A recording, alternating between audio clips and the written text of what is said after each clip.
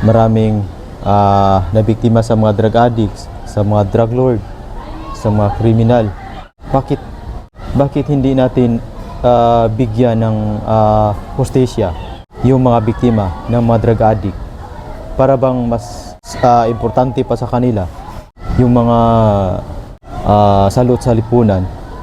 Yun ang hindi ko na intindihan sa gobyerno natin ngayon. Kasi pag tutuusin po natin, marami naman sigurong nagbago ang buhay nung si Duterte yung namunuan dito sa Pilipinas. So magandang araw po sa ating lahat, at lalo na sa mga tagapagsubaybay sa ating mga video, at sa aking mga viewers, sa aking mga subscribers, at maraming salamat po sa inyong lahat.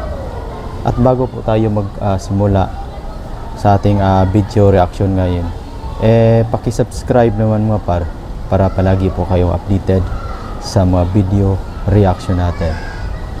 So ngayon mga par, si Senator Bongo at saka si Senador Bato de la Rosa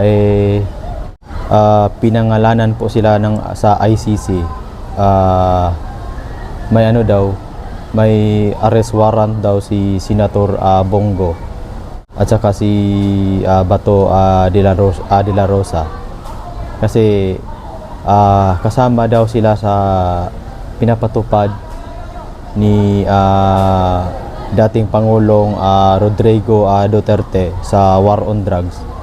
Kung para sa akin mga par, yung pinapatupad ni dating Pangulong Rodrigo Duterte, parang ano naman siya, legitimate operation. Kasi yung hinahabol nila yung mga drug lord, yung mga drug pushers, yung mga kriminal, yung mga magnanakaw. Hindi ko naintindihan bakit pinagtanggol po nila yung mga drug lord, yung mga kriminal, yung mga drug addict. Bakit mas importante po sa kanila yung mga salot sa lipunan?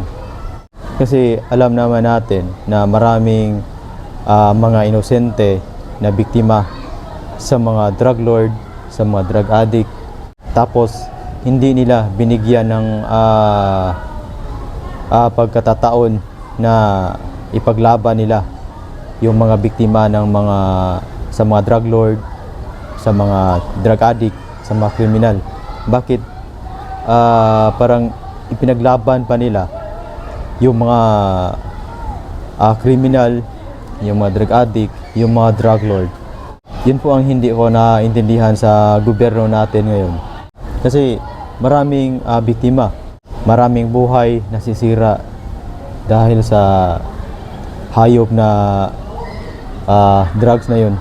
Maraming biktima, maraming nabiktima sa mga drug addicts, sa mga drug lord, sa mga kriminal.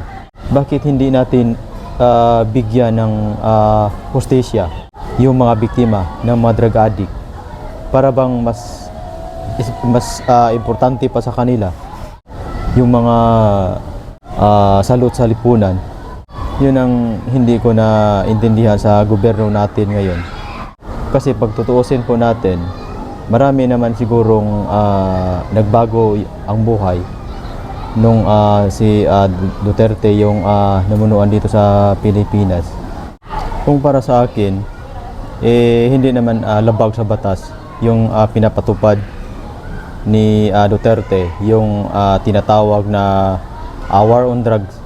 Kasi yung mga biktima, yung mga namatay dahil sa war on drugs, binigyan naman sila ng pagkatataon, binigyan sila ng chance na magbago. Kaya meron na tinatawag na tukhang. Pinupuntahan po sila sa kanilang bahay para baguhin, pero hindi naman sila nagbago. Parang patuloy pa rin sila sa ginagawa nila. Kung uhulihin sila, nanlaban. So siyempre yung mga pulis, mas inuuna po nila yung sarili po nila kaysa sila ang mapatay sa mga huhulihin nila dapat. So, yun ang mga parno. Yun po ang hindi ko naintindihan sa gobyerno natin ngayon. Bakit mas importante po sa kanila yung mga drug addict, yung mga drug lord, yung mga drug pushers, yung mga criminal.